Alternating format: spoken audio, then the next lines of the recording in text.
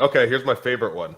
Uh, Before I was even wrestling for him, it was when I ended up on commentary.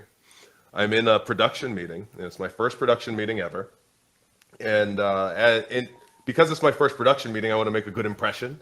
Um, if you're in college, right, or if you're in school, you want to sit in that front tee in the rows, looking towards the teacher.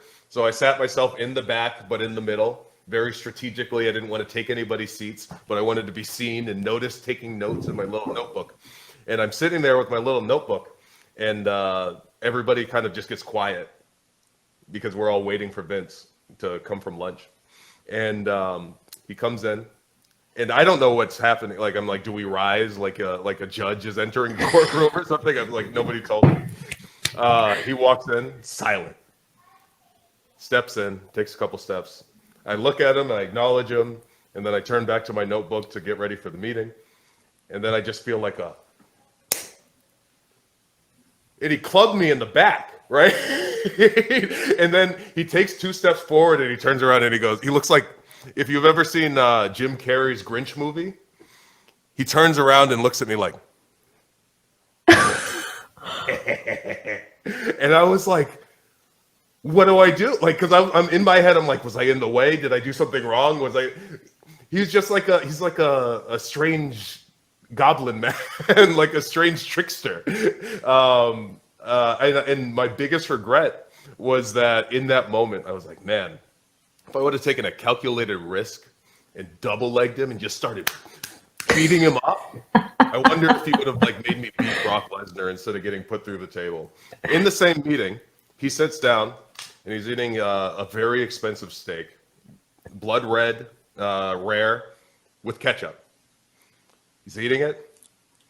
It's very quiet. We're all watching him eat this steak, and he sneezes. And he goes, "Damn it, man! Control yourself."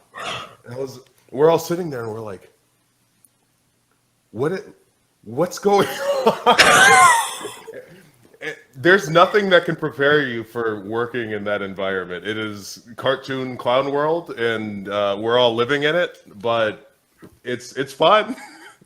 Oh my gosh, Mason, I like visualized that entire thing because I had always heard that Vince McMahon doesn't like when people sneeze.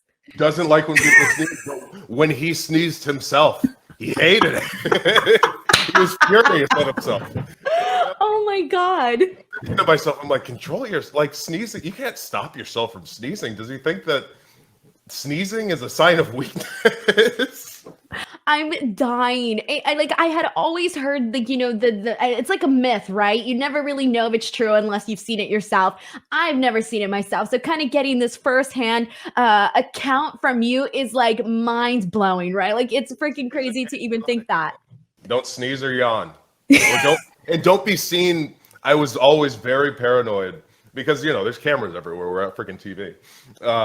I was always very nervous to be like in the bowl when everybody's going over their matches, and to be anywhere in the ring because there's eyes in the sky looking down upon you. And travel can be long. Sometimes you had a long week of house shows, and then you fly in. There's delays. You get in late. I'm sitting in the bowl, and sometimes you just want to. You never know when Kevin Dunn's going to point the camera at you, and then Vince is going to be in somebody's ear, and he's like, "Don't ever let him see you yawn again." Oh my God. So like if you ever have to yawn, you're doing this thing where like you're doing like a face twitch kind of to hold it in. Yes. That's the worst. Oh my God.